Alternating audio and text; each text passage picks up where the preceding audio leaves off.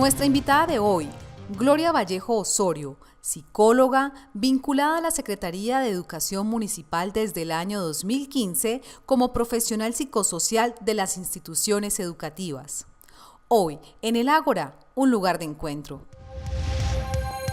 Muy buenas noches, amigas y amigos, bienvenidos a su programa El Ágora. Gloria Vallejo, Relaciones Abusivas de Poder, Profesores y Estudiantes. Muy buenas noches, Gloria, y bienvenida a nuestro programa El Ágora. Muy buenas noches, doctora Ángela, gracias por invitarme a este maravilloso programa y yo muy complacida de estar aquí con este tema. Gloria, pues usted es psicóloga y además ha trabajado en educación y sobre todo en la educación pública, y hay este flagelo que se está dando y que en alguna forma pues no parece la gente estar muy consciente de qué es lo que pasa y por qué estos casos y si esto es bueno o malo, porque hay mucha gente que dice no, es que por qué, si es que la niña lo enamoró, o bueno, todas estas cosas. ¿Cómo afectan estas relaciones a las niñas, Gloria? Bueno, para tratar este tema sí, tenemos que enfocarnos principalmente en las niñas. ¿Por qué en las niñas? Porque esta situación de abuso sexual, llamémoslo así, de docentes hacia estudiantes se presenta en mayor proporción o porcentaje para las niñas. Las niñas son las que han sido más víctimas de este flagelo. ¿Cómo afecta a las niñas esta situación? Pues las niñas están en una etapa de desarrollo, tanto psicológico, físico, emocional. Entonces, esta etapa se ve afectada por esta situación. Hay que tener en cuenta que la sexualidad es un desarrollo del ser humano. Al parecer, pues en esa edad se despierta la curiosidad, las ganas de experimentar, los cambios hormonales, los cambios del cuerpo. Todo va asociado. Las niñas buscan cosas diferentes, buscan sentir placer. Esta situación las hace vulnerables frente a los adultos. Y efectivamente, por ejemplo, un profesor que encuentra una niña, o muchas, porque muchos profesores terminan, no solamente abusan a una, pero abusan a varias niñas y cada año abusan a una distinta. Es decir, y eso parece ser aceptado porque es aceptado por los papás, es aceptado por todo el mundo. No parece haber un rechazo hacia este tipo de cosas. En este punto podemos decir que ese es un abuso de poder y de todo un imaginario colectivo, llamémosle así, de parte de los cuidadores o cuidadoras de estos niños. Entonces, dentro de ese imaginario está pues que si es el docente o es el directivo docente, ¿no? Pues que es algo bueno, que va a pasar, ya porque no entienden la condición de la niña, la condición de que ella está en formación y aceptan los padres o los cuidadores o cuidadoras condescendientes en esa situación. Pero esta situación no es positiva para un desarrollo emocional pleno y de respeto a los derechos de la niña. ¿Qué se hace, por ejemplo, para que los profesores no sientan que ellos tienen ese derecho de poder llegar a una niña y abusarla? Porque muchas veces las niñas terminan embarazadas. Pues para esto, ¿qué se hace allí? Existe la ley. Existe la ley, existe una normatividad que va a tomar cartas en ese asunto. Y desde luego el adulto ya tiene un desarrollo emocional y físico diferente que lo pone en una condición de poder frente a esa niña. Entonces ahí lo que se hace es tocar la ley, acudir a la ley. Y también hay que concientizar a la familia, hay que hacer trabajo con la familia y con las mismas niñas, empoderarlas y empoderarlas en el sentido de que conozcan su desarrollo físico, su desarrollo hormonal, su desarrollo psicológico y puedan entender qué les está pasando. Esa es una manera de prevenir. Vamos a ver qué opina la gente sobre estos casos. ¿Qué piensa de las relaciones afectivas amorosas entre docentes y estudiantes? Pues me parece un poco delicado, O sea, más allá de cualquier juicio moral que pueda existir, sí me parece que puede ser algo como delicado, sobre todo para el docente como tal. Depende del contexto. Si estamos hablando de un contexto escolar, está muy mal visto y me parece que está mal. En un contexto universitario, de pronto, pues podría tomarse mejor por, no sé, ya hay como un pensamiento más libre de pronto por parte de los estudiantes y eso y podría funcionar. Pues inevitablemente suceden en un contexto en el que pues tenemos que interactuar, ¿verdad? De cómo deban ser asumidas por los individuos, yo pienso que optando por pues el mayor profesionalismo posible, ¿verdad? En el sentido de pues yo tengo mi rol como estudiante, tú tienes tu rol como maestro. No creo que depende tanto de ese rol de imposición del maestro sobre el alumno, sino cómo sea asumido entre partes iguales. Una mujer adulta que ve en un joven, en un sardino como llamamos nosotros, para entablar una relación amorosa que de todas maneras tiene unos parámetros que deben tener madurez, ¿no? Para llevar a cabo esa relación. Entonces no la vería como con buenos ojos, no. Cuando son relaciones de mutuo consentimiento con personas mayores y que el docente no está en el ejercicio de la docencia con el estudiante, pues bueno, hablar de moral, yo no soy una persona que hable de moral, bueno o malo. Bueno, son dos personas adultas, pero si el docente o la docente está en el ejercicio de la docencia con ese estudiante o con esa estudiante dentro del salón de clase, pues me parece que es complejo porque con qué autoridad se pone una nota, con qué autoridad, digamos, se evalúa un docente o ve un estudiante del cual yo estoy, digamos, inmiscuida afectivamente. Algo amoroso, algo no está bien, nada bien, para nada bien. Bueno, Gloria, pues uno ve que la gente no tiene muy claro si eso es malo o bueno, porque muchas veces también le echan la culpa a la niña y verdaderamente la niña, como usted dice, está en una etapa muy distinta de desarrollo para que sea la culpa de ella y no la culpa del adulto, del profesor. Ya en este momento, con todo lo que ha habido pues en el mundo de los abusos de poder, pues esas cosas no debían de darse, pero aquí todavía se dan y hay casos muy específicos, sobre todo en los colegios públicos, de cosas que ocurren y que prácticamente se dejan así de ese tamaño. ¿Por qué? ¿Qué pues, se puede hacer? Primero para que esto no ocurra, y para prevenir y para que las niñas se concienticen de que esto no es lo mejor que les puede pasar, porque muchas veces una niña piensa, sí, claro, es que yo soy la favorita del profesor. Entonces, como soy la favorita del profesor, me va a poner buena nota.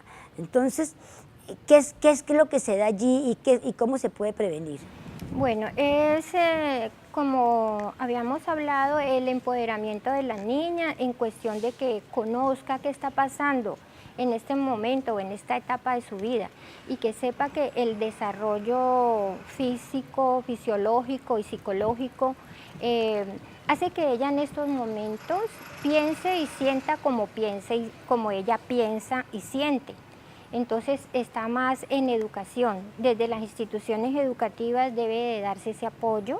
Y en la educación sexual, que supuestamente es obligatoria, ¿qué les enseña a los niños en los colegios y en las instituciones educativas? ¿Qué les enseñan?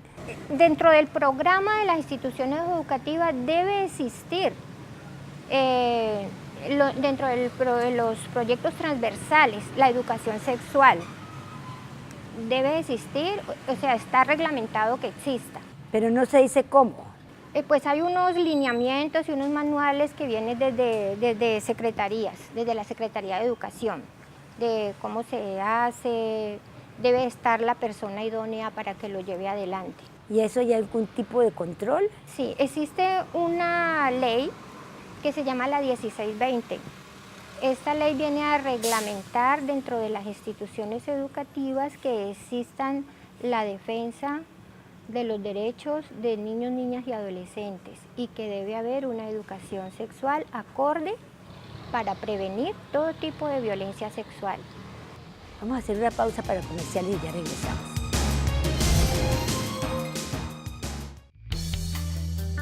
Los mejores párpados los hacen los oftalmólogos.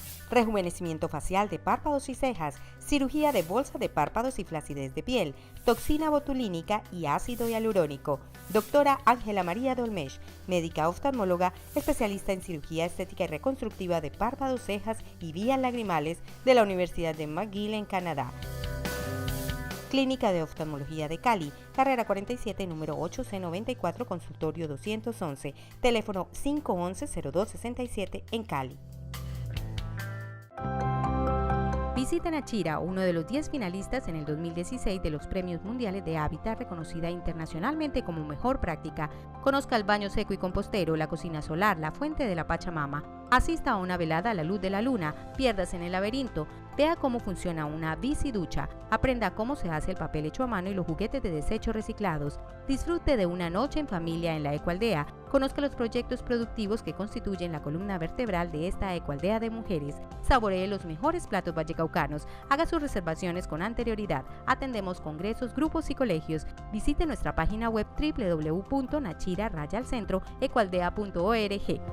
Corregimiento El Bolo San Isidro, a pocos metros del Parador Alaska. Nachira, ganadora del galardón a la Mujer Vallecaucana 2018 en el ámbito económico.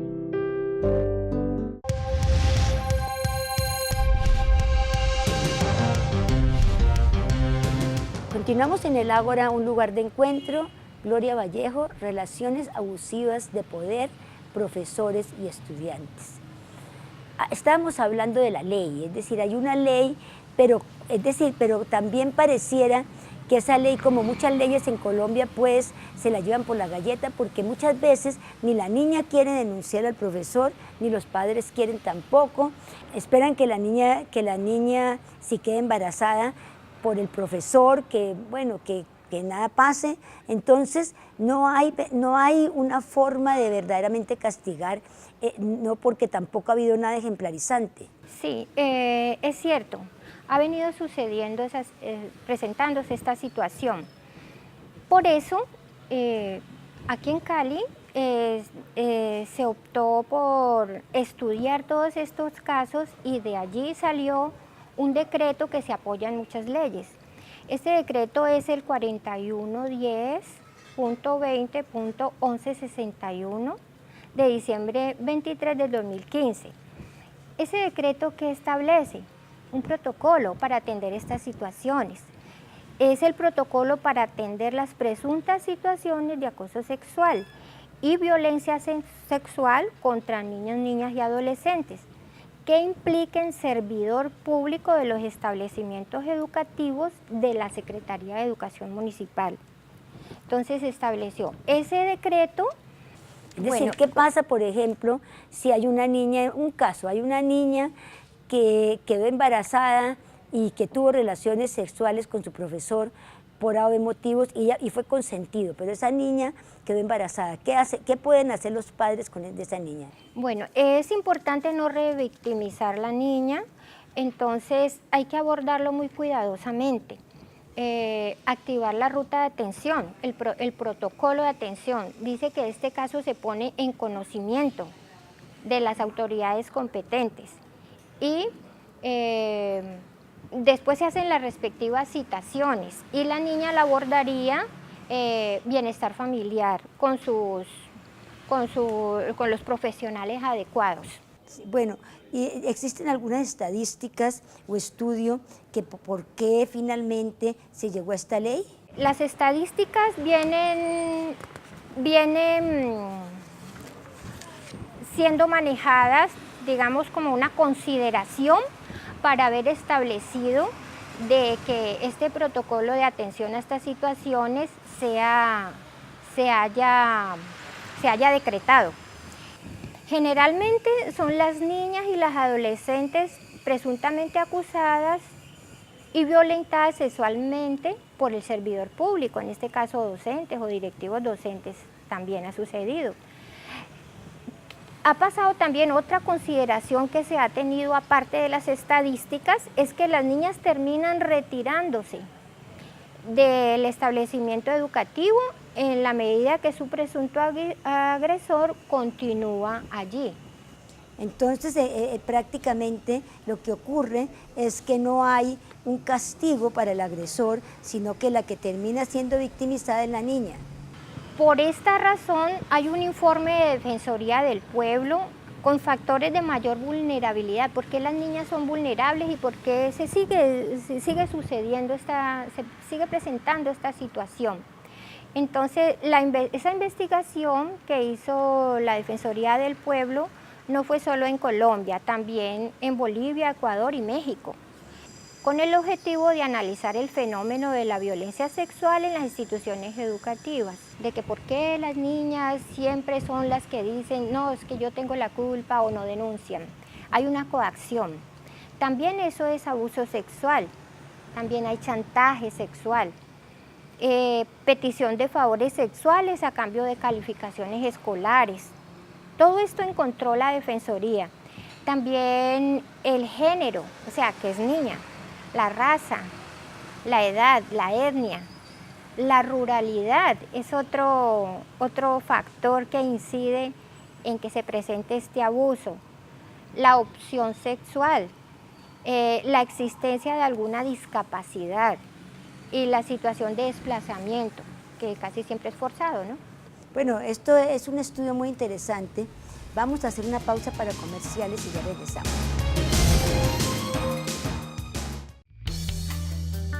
Los mejores párpados los hacen los oftalmólogos. Rejuvenecimiento facial de párpados y cejas, cirugía de bolsa de párpados y flacidez de piel, toxina botulínica y ácido hialurónico. Doctora Ángela María Dolmesh, médica oftalmóloga, especialista en cirugía estética y reconstructiva de párpados, cejas y vías lagrimales de la Universidad de McGill en Canadá. Clínica de Oftalmología de Cali, carrera 47, número 8C94, consultorio 211, teléfono 511-0267 en Cali. Peluquería Carlos Enrique. Profesionales y especialistas en maquillaje, blower, corte, alisado con queratina, entre otros. Encuéntrenos en la carrera 34, número 341, barrio San Fernando, frente al Parque del Perro. Separe su cita al 556-1290, 556-1310, Peluquería Carlos Enrique. La Asociación de Mujeres Cabeza de Familia apoya, capacita y educa en la formación para el trabajo a la mujer y su familia con seminarios, cursos y talleres, gastronomía, educación ambiental, asesorías jurídicas y psicológicas. Carrera cuarta, número 576, teléfonos 881-1484, 311-728-1952, 314-718-6942, asomucafcali@yahoo.com.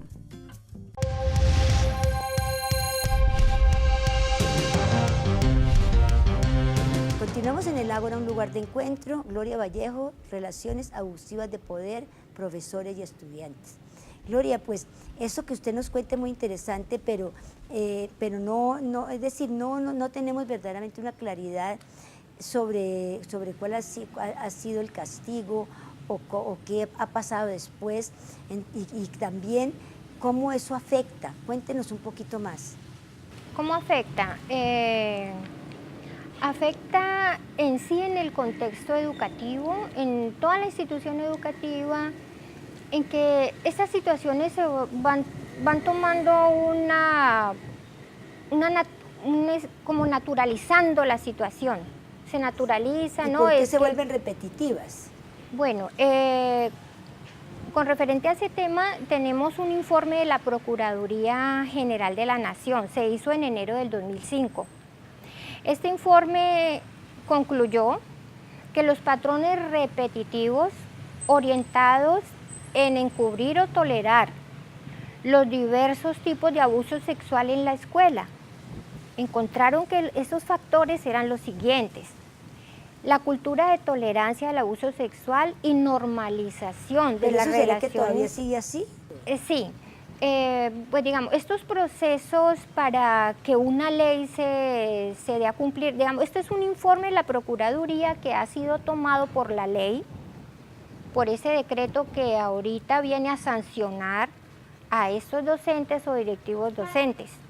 pero parece que eso no se da porque uno oye muy poco de docentes, o uno oye, por ejemplo, yo sé que en la Universidad del Valle, y después no estamos hablando de esto, hubo un caso de un profesor que prácticamente el rector casi no lo destituye, sino porque se hizo público, y él había abusado de la mamá, de la hija y de la nieta, y todavía seguía de profesor en la universidad. Sí. Entonces, eso ocurre también en las instituciones educativas, porque, por ejemplo, en una institución educativa se habla de un hombre de 60 años que abusaba a una niña de 17. Entonces, ¿cómo está todavía ahí ese profesor? Sí, eso es el abuso de poder, es un buen ejemplo para esta situación de repetitivo. ¿Por qué se repite? ¿Qué está pasando? ¿Qué está fallando en la ley para que estas personas no tengan la sanción adecuada y se pueda proteger? En el caso de la universidad, pues me imagino que era una persona adulta, y también para proteger a niños, niñas y adolescentes. Entonces, como veníamos contando, el informe de la Procuraduría dice que en la escuela los patrones por los cuales se repite la situación es que hay una cultura de tolerancia del abuso sexual.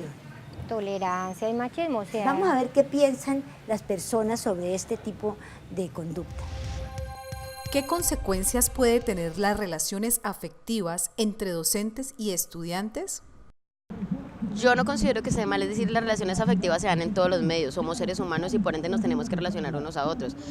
El problema es cuando se abusa de ese tipo de relaciones y no se van por el conducto regular. Hay seres, porque no les puedo decir directamente, sí, a mí no me ha pasado, pero sí hay seres que abusan de ese tipo de poder para hacer que otras personas hagan acciones a las que no quieren para llegar a ese punto que ellos sí. Sí, bueno, todas las relaciones guardan consigo una relación de poder o se construyen relaciones de poder. En el caso, digamos, de la institución hay una particularidad y es que el docente es maestro, digamos, es visto como un maestro por ser artista, es algo que está gestado en la cultura, digamos, no es que sea así.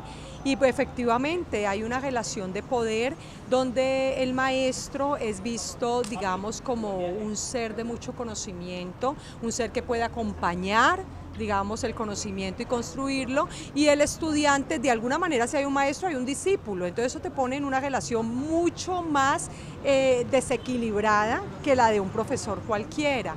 Pues no sé, hablaría con la maestra, con el maestro primero que todo, antes de irme a algo mayor o a, no sé, hablar con ella primero.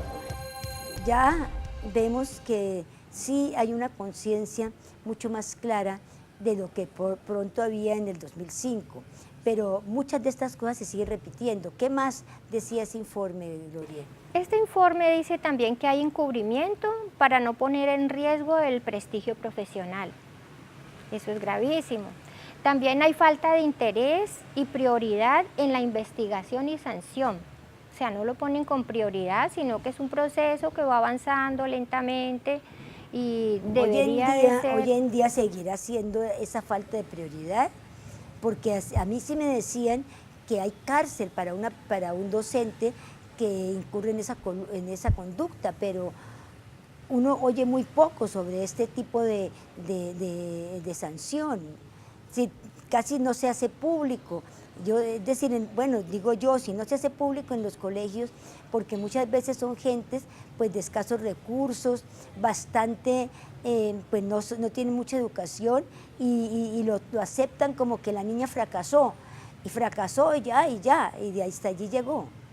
Sí, definitivamente sí hace falta que se agilicen estas situaciones. Hay un número de situaciones por atender en este sentido que deberían de tener más agilidad y ser más representativos como resultados más positivos para atender estos derechos vulnerados. También otro factor es que se dice que hay falta de coordinación y cooperación entre las instituciones educativas y las autoridades disciplinarias y judiciales. O sea, mira, todo va Aquí eso finalmente no se castiga, eso sí, pero pues será que todavía ocurre eso, es que es verdaderamente bastante triste que haya todavía profesores y que, digamos, no haya un tipo de educación preventiva, es decir, cómo se podría hacer desde la educación sexual esta parte preventiva para que no se considere que la niña que el profesor la abusa es la niña que el profesor le va a dar la mejor nota. Sí, eso es un trabajo que se viene haciendo en las instituciones educativas y que es obligatorio hacerlo. En ese sentido sí hay un avance grande porque se trata de trabajar la prevención. Con los docentes también. Con docentes, ahí está incluido todo lo que es la comunidad educativa. Están estudiantes, docentes, directivos docentes, acudientes, padres, madres.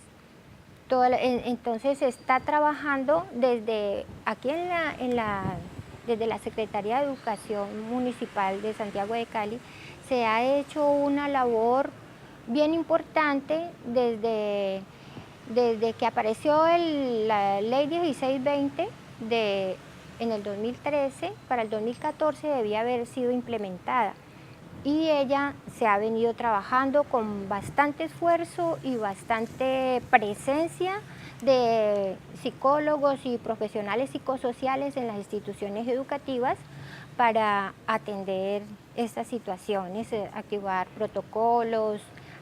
Pero parece que todo es tan lento porque no hay, es decir, los profesores pues siguen haciendo lo mismo, se llevan por la galleta la ley, no hay casos, digamos, ejemplarizantes, que uno diga, no, es que mire, todos los días pasa, pero no hay casos ejemplarizantes. Uno oye muy poco de casos ejemplarizantes. Es decir, que uno diga, por ejemplo, es que yo lo leo, uno lee en el periódico, no, que hubo un abuso de un colegio de institución educativa, no oye mucho. Las niñas llegan de todos modos, dicen que hay instrucción sexual en los colegios, pero ¿cómo es eso? ¿Qué les enseñan? Usted tuvo el caso de una niña que hasta por cierto le contó que ya ni sabía qué le podía pasar si tenía relaciones sexuales. O sea, ¿cómo es eso que hoy en día se da situaciones de ese tipo? Sí, es más una cultura que hay que cambiar. Empezando porque la formación en los hogares de las mismas madres, de la misma familia, se vienen replicando ciertas situaciones y naturalizando este tipo de violencia sexual, violencia de género.